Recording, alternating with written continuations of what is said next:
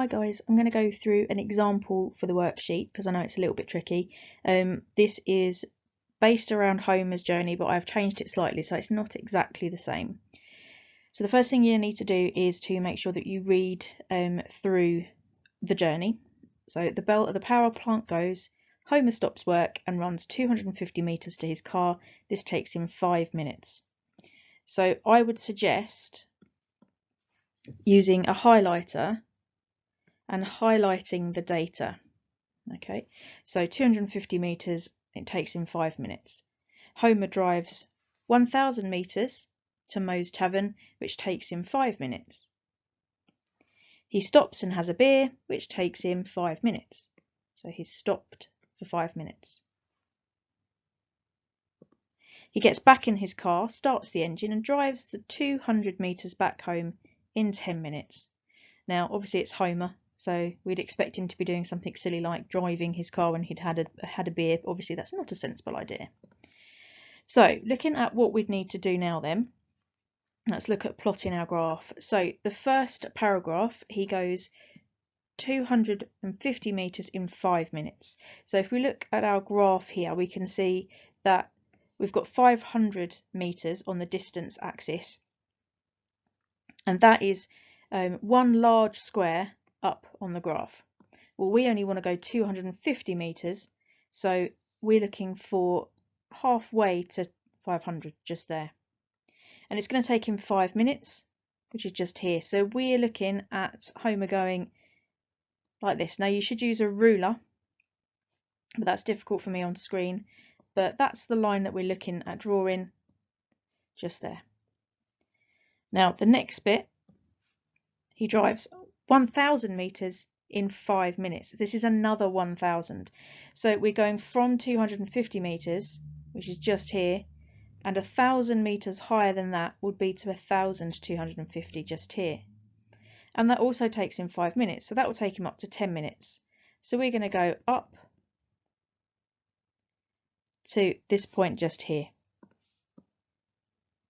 Just make that a bit neater. So we're going up to 1250. Another 5 minutes will be 10 minutes, and so preferably using a ruler, we're going to draw a straight line in. That's not very good. Let's do that again. We're going to draw a straight line in just here, and that's that section of his journey. You don't have to use colours, but I'm just doing it to make it a bit easier to follow. Now he stops now and has a beer, which takes him 5 minutes.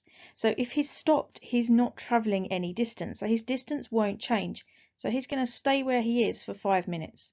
So we're just going to have a straight line on the graph where the distance isn't changing. He's not going anywhere, but the time still goes on for 5 minutes. And then finally, he gets back in his car, naughty Homer, starts the engine and drives 200 meters back home in 10 minutes. Now, although it says back home, remember he started at work and he's going home, so we're not going back on ourselves. He's just traveling 2000 meters. So we're going up from 1250, and if we're adding 2000 to that, we're going to end up with him being at 3250. So that's plus 2000 meters just there from where he is currently. So we're going up to 3250, which is just here on the graph, and that's going to take him another 10 minutes. So we're going to go from 15 all the way to 25. That's 10 minutes time. So we are looking at going to this point just here on the graph, and that's going to be very difficult for me to draw in a straight line, but we'll just imagine that I'm doing that. Oh, that wasn't too bad. And that is Homer's journey. Now the next thing that I'm going to ask you to do is to calculate the gradient. Okay, I want to know the fastest part of his journey. Now actually, if we look at both of these, we'll look at all of his parts of his journey, we can see the bit where he's not moving, so he's still,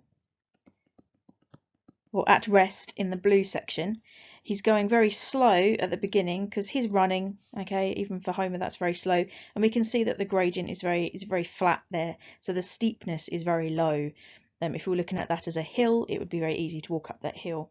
Then we've got the green sections and the purple section, and that we can see they look kind of similar. So we can work out the speed for each of these by drawing a triangle, if you remember. I'm going to work out the gradient by doing change in y